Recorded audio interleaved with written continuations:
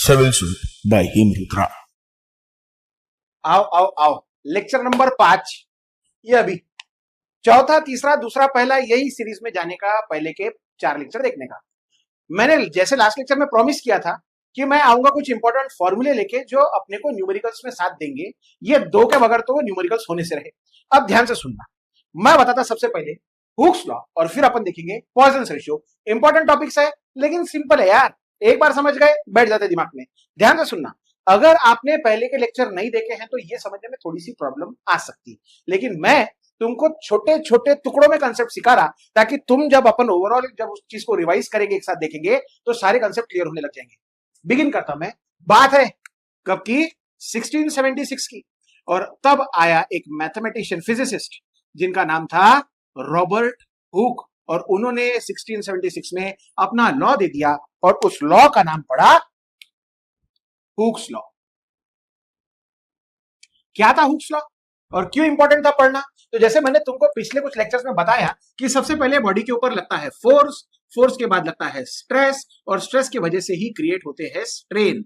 अब जब बात आती है स्ट्रेस और स्ट्रेन की, तो क्या रिलेशनशिप है इन दोनों में, वो पहली बार बताया था रॉबर्ट हुक ने इन द ईयर 1676। और वो लॉ कुछ ऐसा था, विद इन इलास्टिक लिमिट, जब तक किसी बॉडी का इलास्टिक लिमिट रहता है, यानी कि जब तक वो फेज रहता है कि आप बॉडी को स्ट्रेच करो छोड़ दो तो वो रिगेन कर लेगा अपना साइज एंड शेप, तो विद इन इलास्टिक लिमिट क्या होने वाला है? The stresses are directly proportional. और ये स्ट्रेसेस किसको डायरेक्टली प्रोपोर्शनल है? To the strains developed on that body.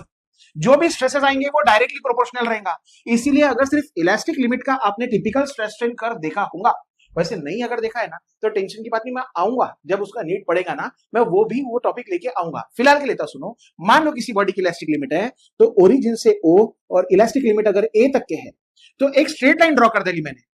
क्या है वो? तो ये देखो, इसको बोलता है वाई एक्सिस। वाई एक्सिस पे रखूंगा मैं स्ट्रेस यानी कि सिग्मा। बात सही है। इसको अभी के लिए हॉरिजॉन्टल एक्सिस को बोलता है एक्स, और एक्स एक्सिस पे अपन रखेंगे अपना स्ट्रेन यानी कि ई। तो क्या बोला था उन्होंने हुक्स लॉ में? क्या बताया कि within elastic limit stresses are directly proportional to strain. जैसे मैं स्ट्रेस की वैल्यू बढ़ाऊंगा तो करस्पॉन्डिंग स्ट्रेन की वैल्यू बढ़ेगी। जैसे मैं स्ट्रेस की वैल्यू बढ़ाऊंगा करस्पॉन्डिंग स्ट्रेन की वैल्यू बढ़ेगी। जैसे मैं स्ट्रेस बढ़ाऊंगा वैसे ही करस्पॉन्डिंग स्ट्रेन की वैल्यू बढ़ेगी। अब इसी को मैथमेटिकली लिखना था, तो फिर अपन लिखेंगे नीचे मैथमेटिकली। और क्या लिख सकते हैं अपन मैथमेटिकली? कि द स्ट्रेसेस यानी कि stress is directly proportional to the strain. अब मैथमेटिक्स में या तुम्हारे कैलकुलेटर में ये सिंबल तो है नहीं, इसको हटाना पड़ता। तो अगर मुझको ऐसा कुछ लिखना है, स्ट्रेस को बोलेंगे सिग्मा, स्ट्रेन को बोलेंगे ई। फिलहाल वो क्या है? डायरेक्टली प्रोपोर्शनल है। अगर इसको हटाता हूं मैं और मैं ऐसा लिखने की कोशिश करता हूं तो मुझे एक मल्टीप्लाइंग कांस्टेंट लाना पड़ेगा। क्या लाना पड़ेगा? अभी तो बताया, ये देखो इधर लाना पड़ जाएगा मुझे एक मल्टीप्लाइंग कांस्टेंट, और वो कांस्टेंट रॉबर्ट हुक ने कंसीडर किया कैपिटल ई को।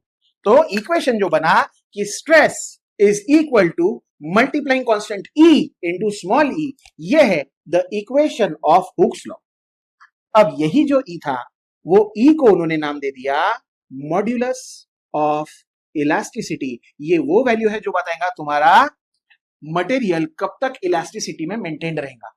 अब ये इक्वेशन को देख लो, इस पर से अगर मुझे ई की वैल्यू कोई निकालने बोलता है तो ये मल्टीप्लाई वाला स्मॉल ई सिग्मा के डिवाइड में जाएगा ना, यानी कि मैं लिख सकता फिर ई क्या है? It is nothing but sigma upon E, यानी कि it is the ratio of काय का सिग्मा यानी कि stress in the body to the E यानी कि strain developed in the body. तो अगर मैं रेशियो लेता हूं स्ट्रेस टू स्ट्रेन का तो इसी रेशियो को ई यानी कि मॉड्यूलस ऑफ इलास्टिसिटी बोलते हैं। अब ये तो बात हो गई 1676 की, लेकिन एक्सपेरिमेंटली इसको प्रूव करने के लिए एक एक्सपेरिमेंट डिजाइन हुआ इन द ईयर 1807, और ये एक्सपेरिमेंट डिजाइन किया थॉमस यंग ने। और थॉमस यंग ने बोला कि क्योंकि मैंने एक्सपेरिमेंट डिजाइन किया है इसका, तो इसीलिए ये जो कैपिटल ई तुमने लिखा which is sigma upon E, this E will be called as Young's modulus। उसने खुद के नाम के लिए, खुद के नाम के पीछे मॉड्यूलस जोड़ दिया, बोले ये मेरा मॉड्यूलस है यानी कि यंग्स मॉड्यूलस। तो मैंने अभी तुमको क्या बताया? मैंने बताया तुमको हुक्स लॉ 1676 में रॉबर्ट हुक ने लाया था। क्या था वो law? Within elastic limit stresses will be directly proportional to strain. Mathematically लिखा stresses directly proportional to strain, symbolically भी लिखा sigma is directly proportional to E, proportionality की साइन हटा के मेरे को लाना था एक मल्टीप्लाइंग कांस्टेंट, वो लिया है मैंने कैपिटल ई, और यही ई को मॉडुलस ऑफ इलास्टिसिटी, या तो वही ई को क्या बोला जाता, यंग्स मॉडुलस। ये दो अलग अलग चीजें नहीं है, ठीक है। अब ये हो गया कंसेप्ट तुम्हारा किस चीज का, हुक्स लॉ का। लेकिन हुक्स लॉ के बाद और एक चीज है जो बॉडी के सिंपल स्ट्रेसेस और स्ट्रेन्स को समझने में बहुत जरूरी है, और वो चीज का नाम है पॉइजन्स रेशियो। वो क्या है, करता 2 मिनट में बोल रहा हूं, बताता। हुक्स लॉ के बाद मैं लिख लेता अगला टॉपिक जिसको बोलते हैं अपन पॉइसन्स रेशियो।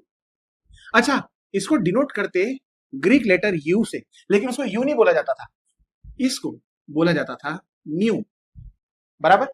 अब क्या है पॉइसन्स रेशियो, क्या रहता, तो इसके लिए बहुत जरूरी है लेक्चर नंबर जाके 4 देखना, क्योंकि मैंने वहां पे एक चीज बताई थी यार तुमको। अब पता नहीं तुमको याद है कि नहीं, तुम पहले के देख रहे कि नहीं, लेकिन मेरी बात मानो यार, बड़े भाई के नाते बोल रहा। मैंने कंसीडर कर ली थी एक बॉडी, बराबर, इस तरह की, और उस बॉडी के ऊपर मैंने क्या बोला था, अपन ने अप्लाई किया था 2 इक्वल पुल फोर्सेस। पुल फोर्स लगाने की वजह से वो बॉडी क्या हो रही थी, मैंने बोला था वो बॉडी इलोंगेट हो रही थी, यानी कि वो बॉडी का लेंथ इंक्रीज हो रहा था। ये देखो, बढ़ रही थी बॉडी ना यार, ऐसा थोड़ी मन से थोड़ी बोल रहा हूं। बॉडी की लेंथ इंक्रीज हुई, कितने से इंक्रीज हुई, तो उसको भी मैंने बोला था ये कितने से इंक्रीज हो रही, डेल एल से इंक्रीज हो रही। लेकिन जो एक्चुअल में वो बॉडी की विड्थ बी और जो एक्चुअल में बॉडी का थिकनेस टी था, लेंथ अगर बढ़ी तो वो बाकी के लेटरल डायमेंशंस छोटे हो रहे थे। ये देखो थिकनेस कम हो रही थी, ये यहां से विड्थ कम हो रही थी, अरे दिख रहा कि नहीं दिख रहा। तो अगर तुम्हारा लीनियर डायमेंशन बढ़ता है, लेटरल कम होता। वहीं अगर इसका उल्टा मैं अगर कोई चीज को कंप्रेस करूं तो वो बीच में से फूलेगा, यानी लीनियर का और लेटरल का जल्दी पड़ता नहीं आपस में। अगर लीनियर बढ़ रहा तो लेटरल डायमेंशंस कम, अगर लीनियर कम हो रहा तो लेटरल डायमेंशन ज्यादा हो जाएंगे। बस यही चीज का रेशियो लिया एक आदमी ने इन द ईयर 1827, उनका नाम था साइमन्स डेनिस पॉइसन, और उन्होंने बनाया उनका पॉइसन्स रेशियो। अगर इसकी डेफिनेशन बताओ तो नाम में क्या लिखा हुआ है, रेशियो है, यानी कि it was the ratio of lateral strain to the linear strain. क्या था पॉइसन्स रेशियो, वो रेशियो था किस चीज का, lateral strain to the linear strain. यानी कि अगर मुझे लिखना रहा कि क्या है पॉइसन्स रेशियो, तो मैं मैथमेटिकली कैसे लिख रहा था, इट इज द रेशियो किस किस चीज का, lateral strain to linear strain. Symbolically लिखो, mu is equal to lateral strain को ई लैटरल यानी कि ईला, लीनियर स्ट्रेन को बोलते हैं ई, लेकिन साइन यूज करूंगा मैं निगेटिव का। ये साइन निगेटिव क्या इंडिकेट कर रहा, तो ये जो निगेटिव साइन है ये इंडिकेट करता कि they are opposite in nature. ये कैसे हैं, ऑपोजिट है नेचर में। लीनियर अगर बढ़ रहा है तो लैटरल कम होगा, अगर लैटरल बढ़ रहा है तो लीनियर कम होगा, क्योंकि वो अपोजिट है नेचर में करके साइन का यूज की हुई है निगेटिव की। देखो इतना सिंपल था यार। क्या था वो, रेशियो लिया था काय का, lateral strain to the linear strain का, यानी कि अगर लंबाई बढ़ रही है तो बाकी के लैटरल डायमेंशंस कम, लंबाई कम हो रही है तो लैटरल डायमेंशन ज्यादा, ठीक है। उसके रेशियो को बोला जाता है पॉइसन्स रेशियो। मैंने आज 2 चीज बताई तुमको, लेकिन अभी भी एक चीज बाकी रखी एंड के लिए। क्या, ध्यान से सुनना कि एक तुम्हारा भी शॉर्ट में रिवीजन हो जाता। मैंने जब तुम्हारे साथ चालू किया था आज का टॉपिक, मैंने बोला अपन देखेंगे हुक्स लॉ। तो हुक्स लॉ के बारे में मैंने क्या बोला था, वो stress is directly proportional to strain, यानी कि sigma is directly proportional to E, यानी sigma is equal to capital E into E. Sir बार बार क्यों बता रहे भाई, 2 मिनट धीरे धर, 2 मिनट के लिए शांति रख, इधर सुन। इसको बोला गया था हुक्स इक्वेशन। फिर मैंने बोला ये जो ई था ना, इसके 2 नाम थे, पहला मॉड्यूलस ऑफ इलास्टिसिटी, या तो इसी को आगे जाके इन द ईयर 1807 में बोला गया यंग्स मॉड्यूलस। बर्थडे पोस्टर देखेगा कभी, राजू भाऊ उर्फ पिंटू यांना वाढदिवसाच्या हार्दिक शुभेच्छा, वैसा है वो मॉड्यूलस ऑफ इलास्टिसिटी उर्फ यंग्स मॉड्यूलस। नाम दो, काम एक ही है, वो एक ही चीज है। अच्छा, इस पर से अगर मेरे को ई की वैल्यू निकालनी थी तो ये मल्टीप्लाई वाला स्मॉल ई मैंने डिवाइड में भेजा था, तो मैंने लिखा था E is equal to sigma upon E, और मॉड्यूलस ऑफ इलास्टिसिटी की डेफिनेशन भी बता दी थी कि it was the ratio of काय का stress developed in the body to the strain developed in the body. सवाल होनी है, ये तो मैं बता चुका, जवाब देना अगर पहले के वीडियोस देखे। मैंने बोला था जो ये सिग्मा रहता, यानी कि जो तुम्हारा स्ट्रेस रहता, वो क्या रहता, force upon area, internal resisting force, cross sectional area, देखने का पहले के लेक्चर।